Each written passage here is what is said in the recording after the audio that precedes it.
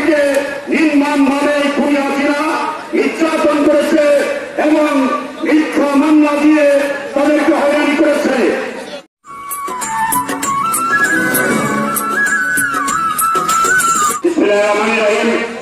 অস্ত্র ফেলে কুড়াল ধরো, জিয়ার মতো দেশ করো, দেশ করেছে শহীদ জিয়া, নেতৃত্বের খবর জিয়া, স্বাধীনতার প্রযোগ জিয়া, লও লও লও সালাম, মুক্তিযুদ্ধের নায়ক জিয়া, লও লও লও সালাম। বাগান ইউনিয়ন বিএনপি এবং সকল অঙ্গ ও সহযোগী সংগঠন কর্তৃক আয়োজিত আজকে দেশের বেগম খালেদা জিয়ার রোগ মুক্তি কামনায় দোয়া ও ইফতার মাহফিলের শ্রদ্ধাভাজন সভাপতি উপস্থিত রয়েছেন মধুখালী উপজেলা বিএনপি বিপ্লবী সভাপতি, মধুখালী পৌর বিএনপি বিপ্লবী সভাপতি, মধুখালী উপজেলা BNP joint secretary board Abdul Alim Manik, Habibur Rahman Habib ভাই, শিপন সরকার, সাদ্দাম আরিফিন, উমর ফারুক, জহিরুল ইসলাম লিটু,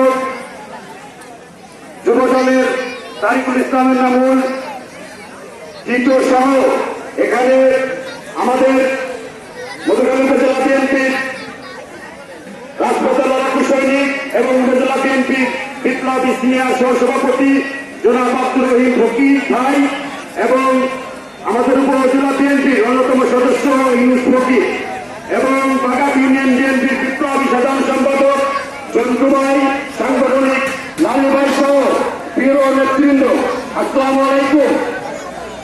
বন্ধুগণ, সময় খুব সংক্ষিপ্ত, আমি দু একটি কথা বলতে চাই। বিগত 17 বছরে ওই খুনি, ওই ফ্যাসিস্ট হাসিনার দ্বারা এই বাংলাদেশে 18 কোটি লোক, বিশেষ করে বাংলাদেশ জাতীয়তাবাদী দলের হাজার হাজার নেতা কর্মীকে নির্মমভাবে খুনি হাসিনা নির্যাতন করেছে এবং মিথ্যা মামলা দিয়ে তাদেরকে হয়রানি করেছে। বন্ধুরা আমার, আমরা লক্ষ্য করছি যারা ওই খুনি হাসিনা পালিয়ে গিয়েছে, ওই খুনি হাসিনার যারা দোষর রয়েছে, তারা এখন ওই খুনি হাসিনার জন্য আফসোস করছেন। আসলে ওই খুনি হাসিনার যারা দোষর রয়েছে তাদেরকে বলতে চাই, ওই হাসিনাদের আপনার শেখ হাসিনা কখনো আর বাংলাদেশে আসবে না, আসবে না, আসবে না। অতএব ওই আফসোস করে কোনো লাভ হবে না। বন্ধুরা আমার, আমাদের নেতা খন্দকার নাসির ভাইয়ের নেতৃত্বে মধুখালী